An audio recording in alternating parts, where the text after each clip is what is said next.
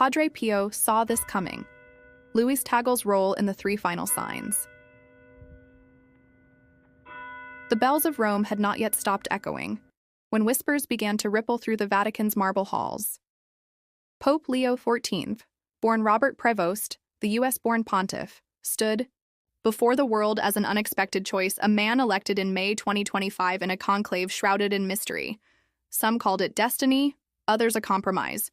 But to those who watched with faith, it felt like prophecy unfolding. A historical first, the first American pope, carrying not only the weight of tradition, but the unspoken shadow of signs that saints and mystics once warned about. And among those whispers, one name keeps rising: Cardinal Luis Antonio Tagle. The Asian Francis, beloved, humble, a shepherd of the poor. He was close, so close to being chosen himself. In the final moments of the conclave, as tension gripped the Sistine Chapel, Tagle reached into his pocket and offered a simple candy to the man who would become Leo XIII. A small act, but an act that many now call symbolic. Sweetness before the storm. Mercy before the fire. Because Padre Pio once warned that there would come three final signs before the great purification of the Church. 3 signs that would reveal the hidden battle between light and darkness, between truth and deception. And some now believe Tagle's gesture, Tagle's very presence, may be woven into these signs. Was this the beginning? Or was it the warning that the faithful almost missed? Since his election, Pope Leo XIV has walked a path unlike any before him. His inaugural Mass on May 18th drew millions, his voice echoing through basilicas and across the square. But behind the beauty, behind the hymns, questions rise. Why this Pope now? Why this sudden shift in the papacy from Europe to Latin America and now an American-born pontiff? Is this the fulfillment of prophecy or the unraveling of it? Cardinal Tagle himself has said, Leo XIV is human, humble, insightful. Yet those words carry weight, for the Church stands at a crossroads. Padre Pio's words ring again, in the ears of the faithful. Watch the shepherds, for in their tears and in their silence, the signs will be revealed. Some believers whisper that the 3 final signs are already moving, like shadows lengthening at sunset. First, a pope chosen from outside the expected, Leo XIV, the outsider who stunned even the cardinals who thought themselves secure. Second, a shepherd from Asia, Tagle, who was not chosen, yet whose compassion and humility may mark him as a vessel for a coming trial. And third, still hidden, still waiting, what Padre Pio said would be the sign upon the world, a moment when the veil between heaven and earth trembles. Could it be that we are already inside these final signs? And that the world simply hasn't realized it yet? The Vatican dome still gleams under the Roman sun, but storms gather at its horizon. And as faithful Catholics in every nation, from Italy to the Philippines, from America to Australia, hold their rosaries tighter, the question remains, did Padre Pio truly see this moment? Did he see Leo XIV's unexpected rise, Tagle's role in the shadows, and the Church standing on the edge of its most mysterious hour? Because if he did, then we are living inside the prophecy right now, and the next sign may come sooner than anyone dares to believe. When Pope Leo XIV walked out onto that balcony in May 2025, the world cheered. Cameras flashed, banners waved, the bells of St. Peter's thundered with joy. But inside the Vatican, in the hidden corridors of marble and shadow, some did not cheer. Some cardinals bowed their heads, but their eyes burned with something else: suspicion, resistance, fear, because they knew. The election of Leo XIII was not only unexpected, it was disruptive. A fracture line in the Great Wall of the Catholic Church, and Cardinal Luis Antonio Tagle, humble, beloved, weeping shepherd, was at the very center of this fracture. Many thought he would be the one. Many believed his gentleness, his Francis-like simplicity, would carry the day. But in the secret ballots and the whispers exchanged under Michelangelo's Last Judgment, his name slowly faded, not by lack of love, but by the weight of something darker. For Padre Pio spoke of a time when even the cardinals would be divided, when factions within the Church would wrestle like unseen angels. each believing they held the true light of Christ. And now, in 2025, that battle has surfaced. Tagle, carrying mercy in his hands, offered sweetness to Leo XIII. But was it also a sign? Was it heaven's reminder that even in betrayal, in loss, in rejection, charity remains the weapon of God's true servants, and the signs? Oh, the signs are multiplying. First, the election of an outsider, a US-born pontiff, breaking centuries of European dominance. A fulfillment of whispers long kept in prophecy, that a new shepherd would rise from across the seas, marking a turning of the ages. Second, the rising tears of Tagle, a man passed over, yet placed now in Albano, the very seat once held by Leo XIV himself. A mysterious echo, a divine reversal, the one who might have been pope now holding the pope's former diocese. Coincidence? Or the hand of God weaving threads we cannot see? And the third sign, the one still veiled. Some say it will be a celestial warning, written in fire above the Vatican. Others whisper it will come as a schism, a tearing of the bride of Christ between loyalty and rebellion. But Padre Pio's words echo, "The last sign shall shake even the throne of Peter." Already, the factions stir. Some cardinals whisper in Rome's hidden chambers, questioning Leo XIV's every decision. Others pledge their loyalty with trembling lips while their hearts doubt. The bride of Christ, radiant and holy, is being tested, purified, prepared. And beyond the politics, beyond the marble, lies the deeper war. The spiritual battle, the clash of unseen powers, angels and demons circling the Church of Rome. Every homily, every decree, every silent gesture of the Pope or Tagle carries weight not just on earth, but in eternity. The faithful sense it. From cathedrals in Europe to hidden chapels in Asia, from the favelas of South America to the outback of Australia, the rosaries are clutched tighter, the prayers grow louder. Because Catholics know this is no ordinary season. This is the hour of testing. And through it all, Jesus Christ speaks. Not in thunder, not in lightning, but in the trembling hearts of the faithful. He warns his bride, prepare, purify, stand. For the gates of hell tremble, yet they will not prevail. But here lies the twist, the one that shocks even the faithful. What if Leo XIV and Tagle are not rivals, but two sides of the same prophecy? One to lead, the other to suffer, one to govern, the other to console. Together, part of a mystery so vast that only heaven sees the whole design. And the question burns like fire in the soul.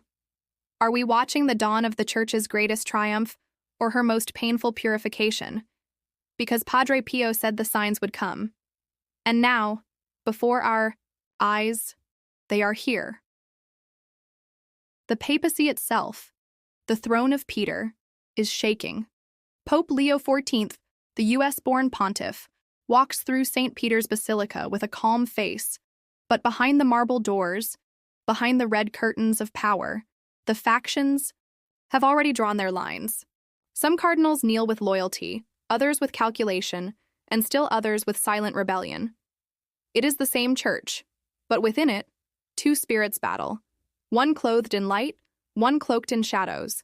And Cardinal Luis Antonio Tagle, gentle, humble, wounded, stands as a mirror of that battle.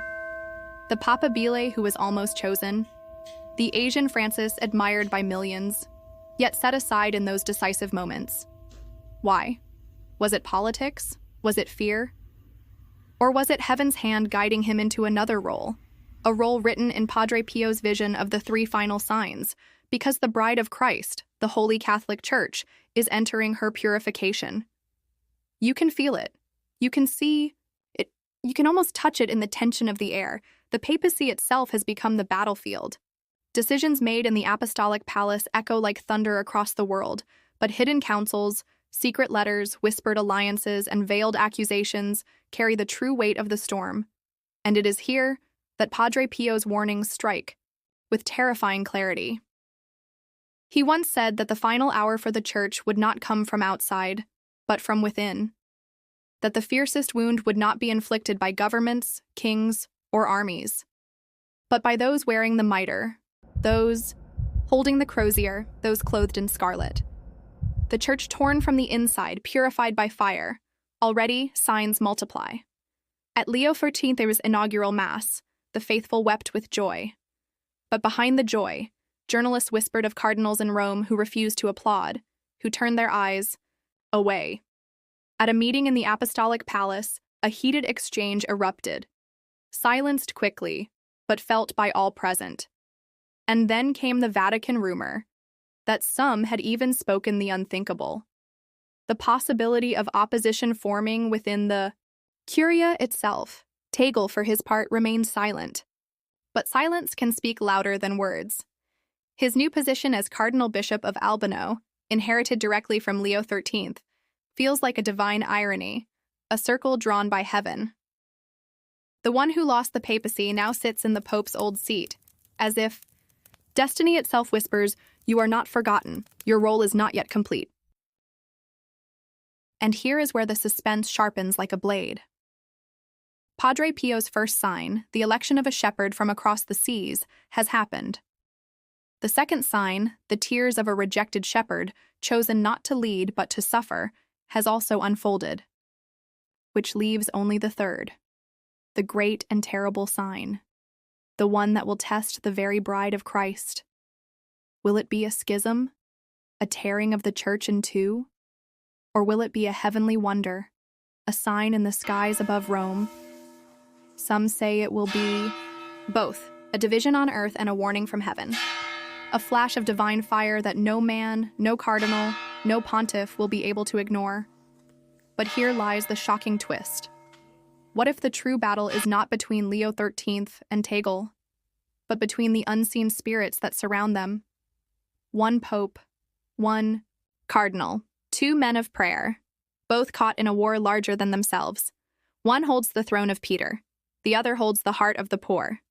And between them, an invisible cross, stretching from Rome to Calvary, the bride of Christ, the Holy Catholic Church, is walking her own passion. Just as Christ was betrayed by one of his own, the Church will face betrayal from within. Just as Christ carried his cross, the papacy now carries the weight of the world's doubt, division, and sin. But just as Christ rose in glory, the Church too will rise, purified and radiant. This is the apocalyptic weight pressing on Rome tonight. This is why faithful Catholics in every corner of the world feel restless, unsettled, awake at night in prayer, because they know, they sense it, the time is near. And so the question stands like fire on the altar. Are these truly the three final signs that Padre Pio foresaw? Is Pope Leo XIV the chosen shepherd of purification? Is Cardinal Tagle the silent witness whose tears will water the soil of the Church's renewal? Or is there yet a fourth sign, hidden, waiting, rising like a storm no one expects? Because while the faithful pray their rosaries, while millions look to Rome with hope in their eyes, a shadow council moves quietly in the corridors of marble and incense. They smile in public, they bow before the Pope, but in their hidden meetings, they plot, they scheme, they whisper of a different direction for the Catholic Church. They wear scarlet robes, but their hearts are not aflame with the Spirit. They are aflame with ambition. Padre Pio warned of this, the wolves in shepherd's clothing, and now, those wolves circle the papacy itself. Pope Leo XIV, the US-born pontiff, has already felt their claws. Every decree he makes is questioned. Every homily he gives is dissected. Factions rise, factions clash, and in the middle, he stands alone. But what shocks the faithful most is how Cardinal Tagle, once expected to lead, now stands quietly, silently, almost prophetically. Some say he is too humble, too gentle. Others whisper that he is waiting for the hour that heaven has written, and still. The third sign lingers, hidden, heavy, about to break. The faithful know this hour is not ordinary. The bride of Christ is being purified by fire. Nations rage, families fall. The world trembles with wars, with famine, with storms that seem almost biblical. And at the very center of this storm, Rome, the eternal city, the rock on which Christ built his church. And then, The unthinkable. A rumor begins to spread in Vatican City. A document, sealed for decades, locked away since the apparitions of Fatima, has been opened again. Some claim Pope Leo himself ordered it. Others say factions forced his hand. But the words inside cut like lightning. A prophecy of a great division in the church, a betrayal at the highest levels, and a light so blinding over Rome that the faithful will weep as though they are at Calvary itself. Could it be the hidden part of the third secret is now stirring? Could it be that Padre Pio's 3 final signs were the very same vision the children of Fatima once saw? The suspense grows unbearable. In the piazzas of Italy, in the chapels of the Philippines, in the cathedrals of America, Catholics whisper of schism, of martyrdom, of renewal. Some fear the papacy may split. Others believe Leo XIV and Tagle are secretly united by a divine plan. The bride of Christ, radiant yet wounded, staggers toward her destiny. And then, like thunder at midnight, the twist no one expected. Not from Rome, not from Tagle, not even from Leo XIV, but from the skies. On the Feast of the Assumption, August 15, 2025, as the Pope blessed the crowd in St. Peter's Square, a blaze of light split the heavens. Not lightning, not fire, but a cross of pure radiance suspended over the dome. The people fell to their knees. Some cried, some screamed, some shouted, "It is the sign of Christ." Cameras captured it, voices trembled, but one thing was undeniable. Rome itself had been marked, and here is the final shock, the one no one foresaw.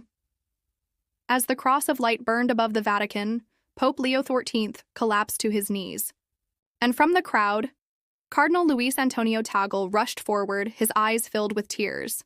For in that moment, the 2 men, the Pope and the Cardinal, looked at one another as brothers, not rivals. And together, they whispered one word, the "Bye." Cameras barely caught. Fiat. Yes, let it be done. The bride of Christ had entered her passion. The factions, the betrayals, the secret councils, they no longer mattered. Because heaven had spoken. The purification had begun, and in that blazing moment, with the world watching, with history trembling, with prophecy fulfilled, the faithful understood. Padre Pio had seen it all. The 3 final signs had come. The Catholic Church was entering her greatest trial and her greatest triumph. And the question that still echoes through the heart of every believer is this: will you stand with the bride of Christ in the fire? Or will you turn away when the cross appears above the world? Because ready or not, the hour has come, and nothing will ever be the same again.